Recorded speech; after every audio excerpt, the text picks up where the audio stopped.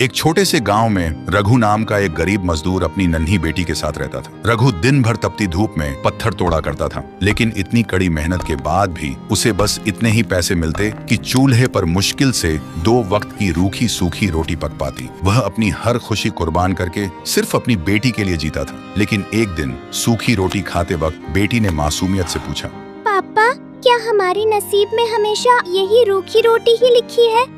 क्या हम कभी अच्छा खाना भी खा पाएंगे? ये सुनते ही रघु ने चेहरे पर एक झूठी मुस्कान लाकर कहा, एक दिन जरूर मेरी बच्ची। लेकिन अंदर ही अंदर रघु जानता था शायद वह दिन कभी नहीं आएगा। फिर एक दिन रघु गांव के बाहर एक पुरानी सड़क की मरम्मत कर रहा था। तभी उसका बेलचा किसी ठोस चीज से टकरा गया। जैसे ही उसने मिट्टी हटाई, उसकी सांसें थम गईं, क्योंकि मिट्टी के नीचे चमकती हुई सोने की एक ईंट दबी हुई थी, इतनी कीमती कि उसकी कीमत रघु की 7 पीढ़ियों की गरीबी मिटा सकती थी। ये देखते ही रघु की आंखों में आंसू आ गए। उसने सोचा, अब मेरी बेटी कभी भूखी नहीं सोएगी। लेकिन जैसे ही उसने सोने की ईंट को हाथ में उठाया, ईंट पर अपने आप कुछ शब्द उभर आए। ये सोना हर किसी को मिलता है, पर हर किसी का नहीं होता। रघु उस बात का मतलब समझ नहीं पाया। उसने सोचा, पहले मेरी बेटी, बाकी सब बाद में। और वह सोने की ईंट को चुपके से अपने घर ले आया। लेकिन लालच की सजा उसे तुरंत मिल गई। अगले ही दिन उसकी मासूम बेटी अचानक बुरी तरह बीमार पड़ गई। बड़े से बड़े डॉक्टर भी उसकी बीमारी की वजह समझ नहीं पाए।